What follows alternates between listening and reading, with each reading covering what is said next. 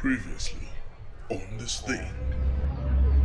So, khalo fikile.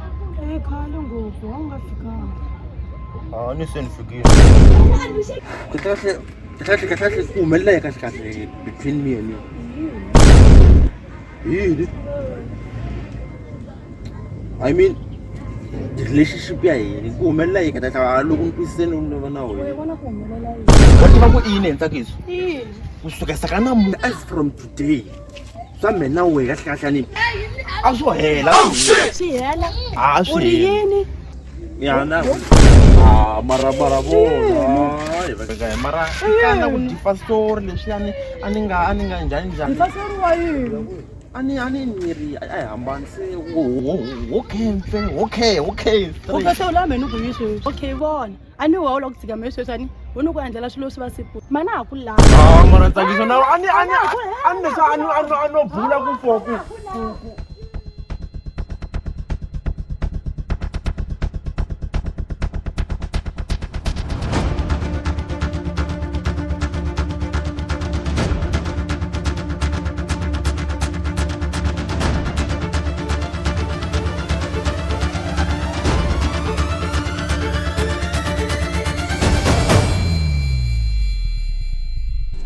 Hey, dita phone kumbe ndika la bag wo. Ni dita phone ndika la bag man. Yo different. So Ngani phuntan mara different. No.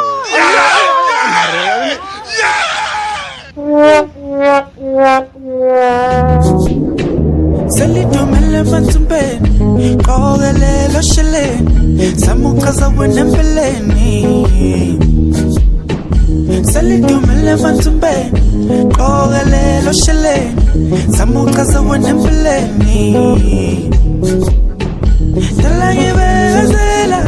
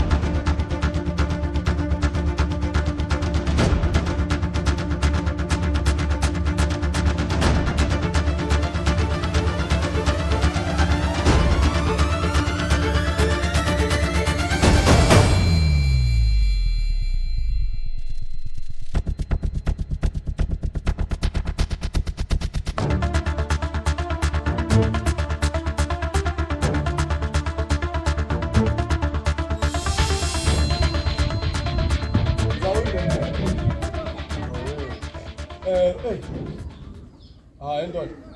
Akale ngoma elana muntu amfuyi. Imbola yakhe empunta ukuthuthuma so makale ngayibona la inhlophu ikhulu straight isiduhle. Cherawo ndoda nikuma la ayithamela misa ngwane uchekele ujoleleni kwangifasile. Mfo. Kumanyana. You mean my girlfriend? Cherawo leso zwele mfo. Leso zwele mfo. Kumanyana. Yimani ujayela, yimani ujayela mfo.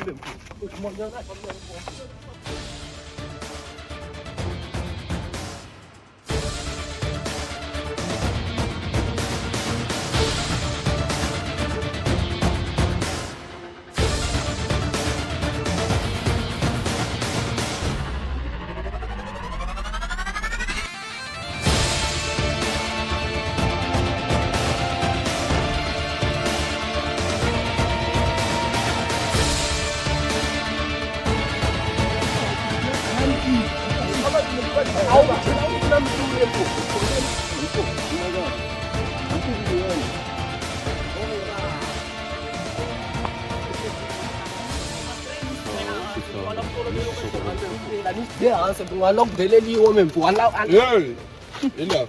Hi lexi a ni tela xitshova xitshova xi nga tela xitshova hi lexi dama fanele ka xitshova xitshova Hi majambu ri mi lava ku tshova mani? hi loyi a nga tela ku tshova Eja, a wu phatla swikhwangulani sweswo swi twa. Wa ni tsona? Hi majambu kumbe mi hangalaka hi loyi before? yin'we bra hi loyi a mine bra